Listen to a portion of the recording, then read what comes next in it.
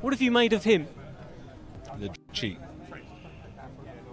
Answer early. Is Jake Paul natural? No. I can say that with pretty certain confidence in that statement, mainly because, as you heard me mention, I know a lot of the people he trains with and I have heard things.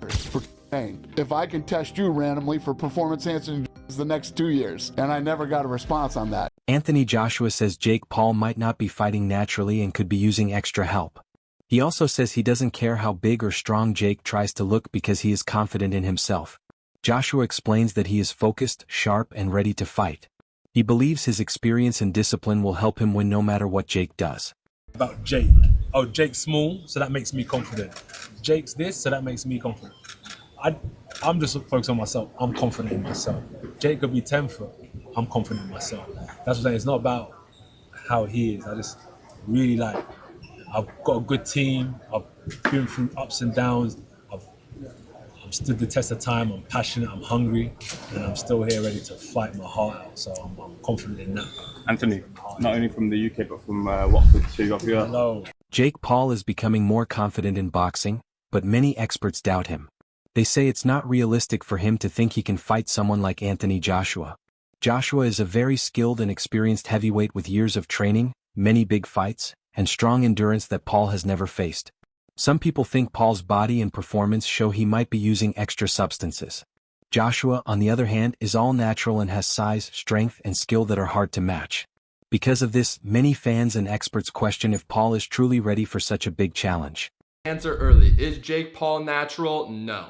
I can say that with pretty certain confidence in that statement, mainly because, as you heard me mention, I know a lot of the people he trains with and I have heard things. Now let's give Jake the benefit of the doubt, right? He's able to restrain from the peer pressure that everyone's putting on him to hop on these certain compounds. Then that would be cool to train natural, do what he needs to do. But the thing is, his body composition has changed so much, his explosiveness, his power, and yes, that comes with training and time. But I find it very suspicious that for some reason, whenever a drug test gets brought up, for instance, when Fury wanted that in the contract, Jake Paul turns them down. So you should think to yourself, it's probably because he's not natural. Now I want to make it clear, I don't care whether Jake Paul is natural or not. There's so many people that aren't natural that are in combat sports. In fact, Tyron Woodley probably is also not natural. Everyone wants that little edge over their competition, and that's where drugs and anabolics come into play. There's certain compounds that are out there that just increase your explosiveness immensely, your recovery, so that you can stay in the same weight class, which is very important for combat sports, whether that's boxing, UFC, whatever type of combat sport you're doing. So that is why you guys have seen so much improvement from Jake Paul. Of course, he has a great circle around him, great trainers, great coaches, a great regimen, but definitely anabolics play a very fundamental role in that. They allow him to train as hard as he does. They allow him to increase his power and speed. And of course, when you think of those concepts, that's essentially the recipe to win in a combat sport. Deontay Wilder has made people wonder if the match is truly fair. He says the contract might decide the winner. According to him, this fight could be like other big show fights where money and entertainment matter more than real competition. He suggests that whoever the deal favors will probably win, which makes people question if the fight will be won by skill. This idea has made the boxing community debate even more, as fans wonder if Jake Paul's fast rise is due to business deals instead of real athletic ability. Anthony Joshua, and they asked Deontay Wilder, who does he think will win the fight? And he said, whatever's in the contract for the person to win, that's who will win. And let me counterpunch. What Wilder is saying is what a lot of people are fearing, right? You know, the Jake Paul FDA that, hey, he has to win each and every fight has been one of those things that has been lingering around in the boxing world, as we've seen about Mike Tyson, and Mike Tyson seeing him pulling punches or appeared to be pulling punches and not really trying to fight Jake Paul. And I reminded people that it was an exhibition. And despite how it was billed and what Mike promised to do, I think none of those guys were just trying to hurt each other. You know, I think Jake Paul was actually just trying to, just share the ring with a legend.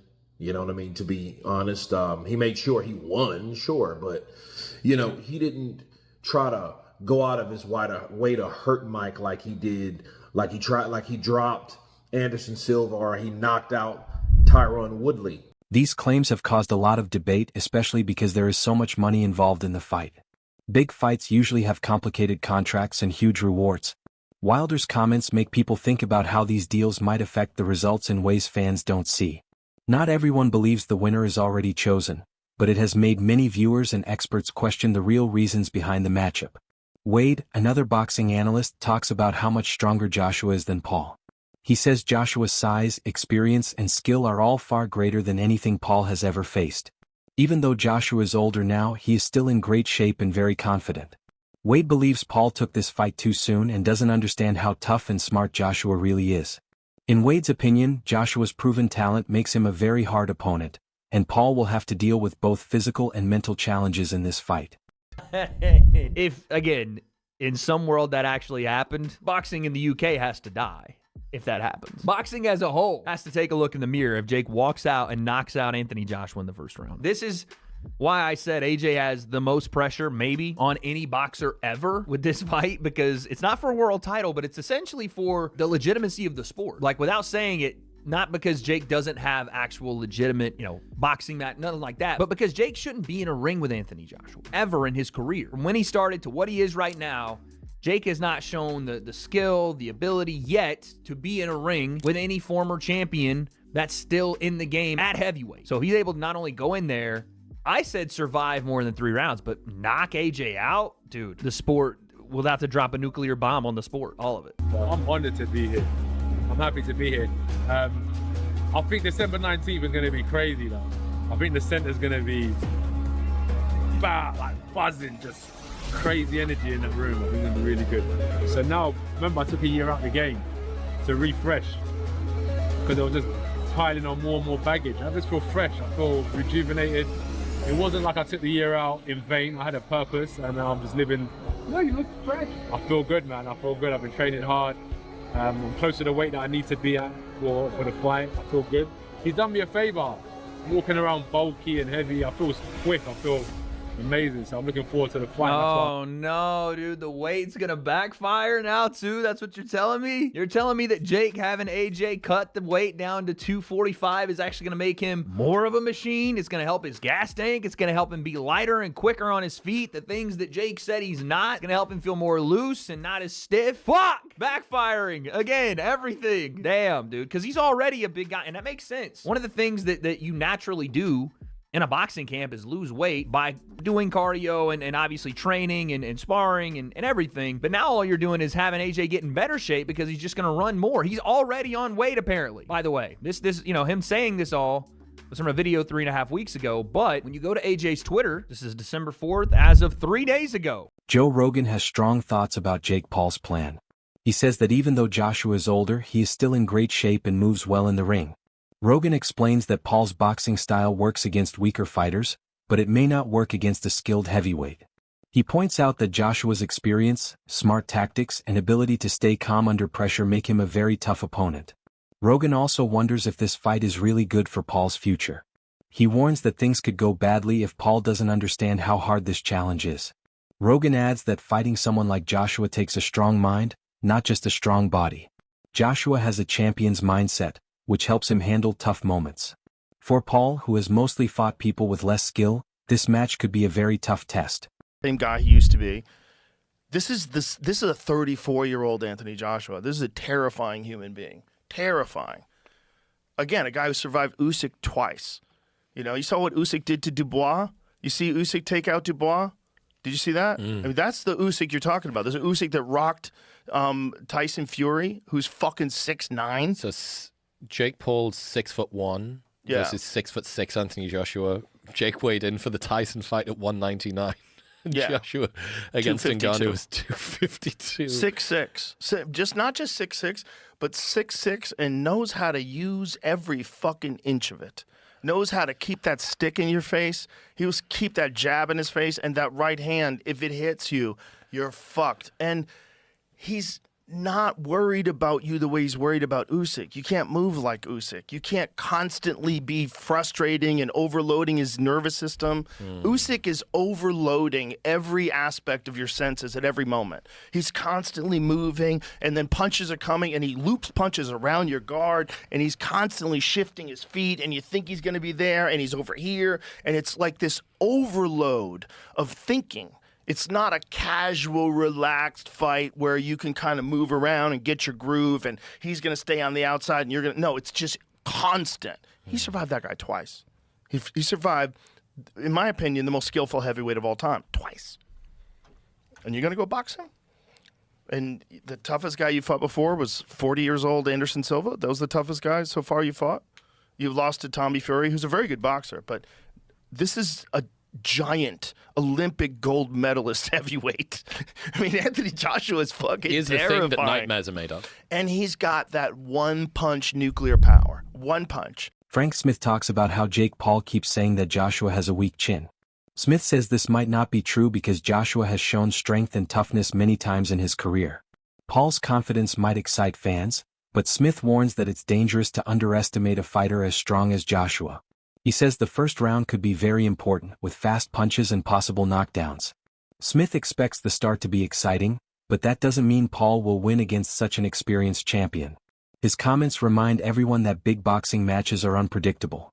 A confident fighter can surprise people, but keeping up that performance against a much better opponent is a whole different challenge. Boundaries of safety, Frank, being pushed for entertainment purposes here. No, look, obviously, we are in a dangerous sport. We have to accept that. And obviously, the people looking after Jake Paul, if I was managing or promoting Jake Paul, would I say this is the right move for Jake Paul? Probably not, being completely honest with you. But he's put himself in a position, was Jake Paul Mike Tyson a sensible thing to do? To, a 58-year-old man or 60, I'm not sure what Mike is, but was that sensible? Probably not, and I would have said that at the time. But it's the world we live in now. And the reality is, a lot of people are going to watch it. Sean Jones talks about Tyson Fury's shocking choice to bet $1 million on Jake Paul beating Joshua. This bold move has made fans and experts very curious. Jones says it's rare for a top boxer to support a social media fighter so strongly, which makes people wonder what Fury knows or thinks. His big bet might show that he believes Paul has real potential, but it also raises questions about why Fury is so confident. Jones explains how celebrity influence works in today's boxing world. Fury's support makes Paul seem more serious and gets people excited, which can change how the public sees the fight. But Jones warns that Fury's confidence doesn't mean Paul will actually win. His comments show how promotions, fan reactions, and betting all shape the expectations for big matches. Fury's bet reminds everyone that many outside factors can influence the story around a fight. Funny marketing. Tyson Fury said that he's going to put $1 million on Jake Paul to win. If Jake Paul fights Anthony Joshua, I'm putting £1 million on Jake Paul. I want some free money. I mean, does Tyson know something that we don't know? Maybe I might put $1,000 on Jake Paul to win. If the odds are good, it could pay for me Dubai trip. I, Jake Joseph Paul, will knock out, defeat, and embarrass Anthony Joshua Friday, December 19th. USA versus UK. He's got the belts, the size, the history, but I have the balls. Come on, let's go UK. Let's knock him out, Joshua. Come on. I've got some basic details about this fight. It's going to be 8 3-minute rounds, 10-ounce gloves. It's not an exhibition fight. It's an actual professional heavyweight bout. But there's a key stipulation here. Anthony Joshua is not allowed to weigh more than 245 pounds. So that is 111 kilos at the weigh-in. Now, Joshua usually fights between 251, 252 pounds. Jake Paul's expected to weigh about 225, 230 pounds. So expect Jake to look the biggest he's ever looked, which could drastically affect his cardio if Joshua did want to drag this out a little bit into like the 4th, 5th, 6th round. A big question is, will Jake be able to last that long and be able to carry that power that he usually has in the first couple rounds over into those later rounds? So far, there's no other weird stipulations I could find, like rehydration clauses, but I would not be surprised if Jake and his team implement that into this fight just to put another advantage on Jake Paul's side. So there you go, guys. The fight is actually official. I've just found a caveat. While the bout is confirmed, occasionally in boxing, confirmed means the contract is public or press announcement made, but final sanctioning from the Athletic Commission is still awaiting approval, and there might still be a few moving parts here, but so far, so good. Joshua's posted it, Jake's posted it, Netflix have posted it, so I think we're 95% set in stone. Derek Chisora talks about what this fight really means. He says Joshua has a big advantage and will most likely dominate Jake Paul in the ring. Chisora also points out that the money involved in this fight makes other boxers jealous because Joshua gets paid a lot just for showing up. He says this matchup is easy money for Joshua and shows how modern boxing is often about business and popularity, not just skill. Chisora explains that big crossover fights create tension in the boxing world. Some people think Paul is only there for entertainment, while others know the money is too good to ignore. By saying the fight is both a smart choice and a huge payday for Joshua, Chisora shows how many different motives are at play. His view reminds fans that boxing is not just a sport, it's also an entertainment business where attention, media, and money affect every decision. Kudos to that kid, man. He's very good at promoting everything he does. Derek, do you reckon there's a bit of jealousy from other boxers and even like pundits flying around as well? Because even since it's been announced last night and today... I know the biggest jealousy pundit you guys have in that is Simon Jordan. I'm telling you right now, Simon Jordan right now, he must be suffering inside and out right now because he knows Eddie's making money, Anthony Joe's making money. So he is dying right now, Simon Jordan. Look, Derek, and I know you say it's entertainment and there'll be a massive audience, but is there an element of danger as well? Look, AJ's a former world champion, and this is a guy, you know, the best he's been in with is Tommy Fury. Listen, he don't really care. He don't, you know, in the boxing ring, it's the only place you can murder somebody and not go to jail. So, kudos to that. So if he gets beaten up and something happens, it's part of the game. Well, I'm not sure that's a game that people will want to see, though. Is it a real fight, though? Is this going to be a proper fight? You will know more than most. Mate, let me tell you something. From how much they're getting paid, about much 177 million, whatever, and they're splitting it down the middle. So I hope it's not a game because I want to see some blood. I want to see somebody's teeth falling out. So I told Anthony, I already messaged Anthony. I said, listen, I tell you what, I said to AJ, if this goes past 5 rounds, everybody's going to be having a go at you because you can't go past 5 rounds with this kid. He has to go past 1 round or 2 rounds. Past beyond 4 or 5 rounds, you know, people are going to be doubting you as a fighter himself. So he has to smoke him out like what he did Francis Ngannou in Saudi Arabia in 1 round. Yeah, and I think you're dead right. Is he worried about that? Is he worried about what happens, you know, if he doesn't see him off in the first round or the second round? No, he's not worried about it. He's going to smoke this guy out. I'm not worried about it. We're going to smoke this guy out properly. I'll be there. He's going to smoke him. I can't wait. Theoretically, if he comes out swinging, right, AJ should be able to get it done in are we talking 30 seconds? If AJ is giving it everything he's got. Listen, if AJ comes in there and just blows on this kid, he's gonna just drop him to the floor. So I don't really. I'm just wasting money going to Miami because I know it's gonna be finished in 1 round. So don't Are you gonna go? Oh yeah, I'm definitely gonna go. That's all for today's video. Stay tuned for the next one.